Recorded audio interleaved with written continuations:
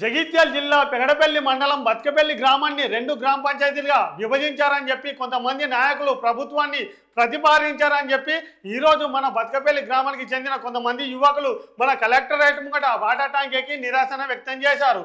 అయితే మాకు ఒకటే గ్రామ పంచాయతీ ఉండాలని చెప్పేసి డిమాండ్ చేశారు. మరొకసారి ఆ ముచ్చటేందో అరుచుకుందామా?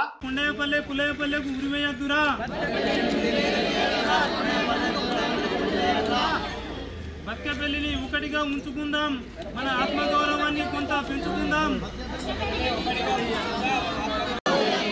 ఒకరి స్వార్థం కోసం వందల మంది ఆత్మగౌరవాన్ని బలి చేయాలా? ఏందయ్యా ఇది? నిన్నెవరు అడిగిరని విభజన చేస్తాను? ఏందయ్యా ఇది? నిన్నెవరు అడిగిరని విభజన చేస్తాను?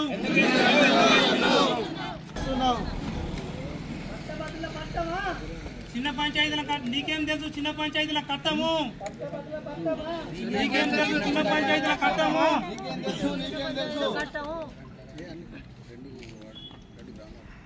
బతుకునిచ్చిన బత్కపల్లిని బాధ పెట్టకు, బాధ పెట్టకు. బతుకునిచ్చిన బత్కపల్లిని బాధ పెట్టకు, బాధ పెట్టకు. బతుకునిచ్చిన బత్కపల్లిని బాధ పెట్టకు, బాధ పెట్టకు.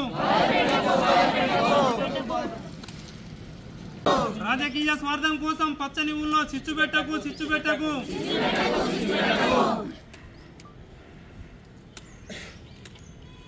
విడదీయద్దు, విడదీయద్దు, విడదీయద్దు, విడదీయద్దు, విడదీయద్దు, విడదీయద్దు, విడదీయద్దు. విడంటే కలిసి ఉంటే, కలిసి ఉంటే, విడదీయద్దు, విడదీయద్దు, కలిసి ఉంటే, కలిసి ఉంటే, విడదీయద్దు.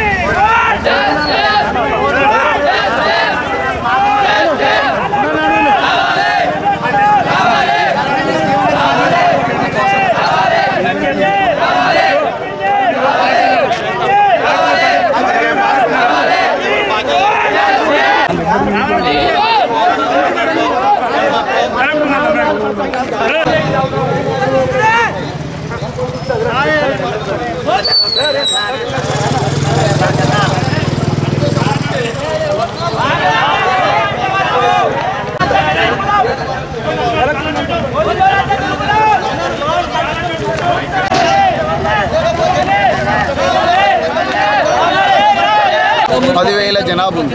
5,600 ఓటర్లు. అందులో 14 వార్డులు. 14 వార్డులో కొండాయపల్లె పుల్లయ్యపల్లె అనేది పక్కకు ఓన్లీ 500 మీటర్ల దూరంలో 2 పల్లెలు ఉంటాయి. ఆ పల్లెల్లో 1.5 వార్డులు. 14 వార్డులలో బత్కపల్లిలో 1.5 వార్డులే 2 పల్లెలు. ఆ 2 పల్లెలలో ఉండే పబ్లిక్ పటేల్ వర్గం, మున్నూరు కాపు, ఓన్లీ మున్నూరు కాపు.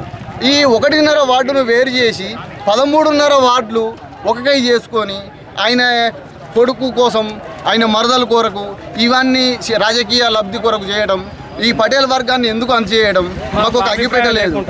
మా పల్లెల ఒకటే కులం. మాకు పెళ్లి కావాలన్నా, శుభకార్యమైన అశుభమైన ఏది కావాలనుకున్నా అన్ని కులాలతో అనుసంధానమైన ఉంటుంది. మేము ఒక అగ్గిపెట్ట కొనుక్కోవాలనుకున్నా ఊళ్ళకే పోవాలి. మాకు పని కావాలనుకున్నా ఆడికే పోవాలి. ఒక ఎరువు బస్తా అనుకున్నా, ఒక బల్బు కొనుక్కోవాలనుకున్నా అదే ఊళ్ళకి పోవాలి. ఆయనకు అంత ఆ ఊరి మీద, పుట్టిన బత్కపల్లిలా జీవన్ రెడ్డికి అంత అభిప్రాయం, ప్రేమ, ఆ ప్రజల మీద అంత అనుబంధం ఉంటే మేజర్ గ్రామ పంచాయతీ చేయాలి. 5 లక్షలు వచ్చేది 10 లక్షలు వస్తాయి. లేకపోతే మండలం చేయయ్యా, నీ చేతుల్లో ఉంది, నీ ప్రభుత్వం ఉంది, నువ్వు ఎమ్మెల్సీవి, నీకు బత్కపల్లిలో పుట్టినవు. కానీ అదంతా ఏరు కాకుండా ఓన్లీ 350 ఓట్లను వేరు చేసి పటేల్ వర్గాన్ని వేరు చేసి పటేల్ వర్గం ఉంటే నీకేం భయం? నీకు ఏమన్నా ఓడిపోతాననే భయం కలిగిందా? నువ్వు ఇక్కడ జరిగినట్టు మరి నువ్వు ఇన్ని చేసినావు, మాకెందుకు ఇబ్బంది?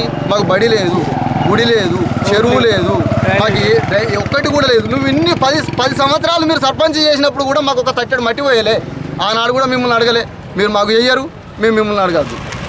మమ్మల్ని ఇంత దుస్థితికి ఎందుకు అజ్జేస్తున్నారు? మా పిల్లలాడ టాంక్ ఎక్కి మా డిమాండ్ కలిసి మా డిమాండ్ కలిసి ఉండడం.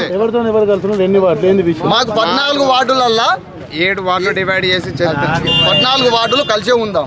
ఆయనకు మమ్మల్ని ఉంచుకోవద్దని ఎట్టి పరిస్థితులు ఏర్పడకూడదాం.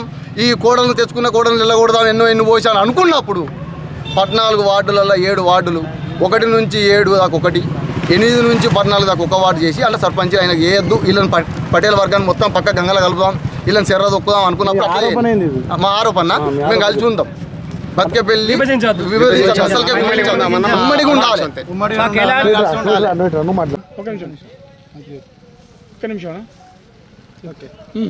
నా పేరు రఘునందన్ రెడ్డి, మాది బతికేపల్లి. యాక్చువల్లీ ఏంటంటే బతికేపల్లిలో 14 వార్డ్స్ ఉంటాయి. 14 వార్డ్స్ మొత్తం జనాభా వచ్చేసి 5600 దాకా ఉంటుంది. 13వ వార్డు 14వ వార్డులో కేవలం మున్నూరు కాపు సామాజిక వర్గం వల్లే ఉంటారు. ఆయనకు నచ్చక ఆయనకు అనుకూలంగా లేదని చెప్పేసి ఎమ్మెల్సీ గారు వాళ్ళ మరదలు వాళ్ళ అధికారాన్ని అడ్డుపెట్టుకొని ఎలాంటి గ్రామ సభ పెట్టకుండా, గ్రామ తీర్మానం చేయకుండా, మా దగ్గర నుంచి ఎవరు ప్రపోజల్స్ అసలు ఎవరు అడగని లేదు గ్రామ పంచాయతీ ఏర్పాటు చేయమని చెప్పేసి, దానికి ఆయనకు నచ్చకుండా ఆయననే ప్రతిపాదనలు పంపించి అధికారులతోటి తప్పుడు సమాచారం ఇప్పించి గ్రామ సభ పెట్టినట్టు తీర్మానం చేసినట్టుగానే కాగితాలలో అధికారుల మీద ఒత్తిడి తీసుకొచ్చి రాయించేసి ఉన్నతాధికారులకు ప్రతిపాదనలు పంపించి దాన్ని దాదాపుగా జీవో పాస్ చేయించినట్టుగానే తెలిసింది మాకు. కానీ దీన్ని కేవలం ఆయన రాజకీయ స్వార్థం కోసమే మమ్మల్ని సపరేట్ విడదీస్తే ఇక ఆయనకు ఊళ్ళో బతకపల్లి ఊళ్ళే ఆయనకు ఎదురు సదురు ఉండదు, పోటీగా మేము ఉండదని చెప్పేసి కేవలం వాళ్ళ మీద పోటీకి రావద్దనే ఉద్దేశంతో మమ్మల్ని పక్కకు పెట్టాలనే ఉద్దేశంతో ఆయన గ్రామ విభజనకు పూనుకున్నాడు. ఇప్పుడు ఎవరన్నా మా పిల్లలు ఇప్పుడు దీనికి నిరసనగా ఇదివరకు ప్రజావాణిల కలెక్టర్ గారికి 2-3 సార్లు దరఖాస్తు ఇచ్చినాం, పంచాయతీ కమిషనర్కి కూడా దరఖాస్తు చేసినాం, మెయిల్ చేసినాం. ఇవాళ మా పిల్లలు దీనికి నిరసనగా ట్యాంక్ ఎక్కి వాళ్ళు అక్కడి నుంచి పంచాయతీ అధికారో కలెక్టరో ఎవరో ఒకరు వచ్చి గట్టి హామీ ఇచ్చేదాకా దిగము, మేము ఇక్కడ నుంచి దూకి ఆత్మహత్య చేసుకుంటామని చెప్పేసి మా పిల్లలు కూడా ట్యాంక్ ఎక్కి నిరసన చెప్పారు. ఈ నిర్ణయాన్ని ఎట్టి పరిస్థితుల్లో వాళ్ళు వెనక్కు తీసుకోకపోతే ఇక తదుపరి పరిణామాలు కొంచెం ఇక దయచేసి పాలకులు కానీ ప్రభుత్వ అధికారులు కానీ మా సహనాన్ని పరీక్షించద్దని కోరుకుంటున్నా. దీని మీద జనరల్గా ఇప్పుడు గ్రామ పంచాయతీ కావాలంటే మేమే అడుగుతాం, మాకు పంచాయతీ ఏర్పాటు చేయరు అని చెప్పేసి మేమే అడుగుతాం. నువ్వు అడగకుండా నీ దగ్గర అసలు ఎవరు అడిగిరని నువ్వు విభజన చేస్తాను? నువ్వు ఎందుకోసం చేస్తాను విభజన? ఎవరి స్వార్థం కోసం? నువ్వు నీకు రాజకీయ స్వార్థం కోసం నీ ఉనికిని కాపాడుకోవాలనుకుంటే నువ్వు ప్రజలలో గెలువు, ఇట్లా విభజించి పాలించుడు కాదు. నువ్వు అసలు ఇట్లా ఎందుకు చేస్తాను? నీకు ఈ టైంలో నీకు ఈ దురాలోచన, ఈ దుర్బుద్ధి ఎందుకు కలిగిందో మాకైతే అర్థమైతే లేదు.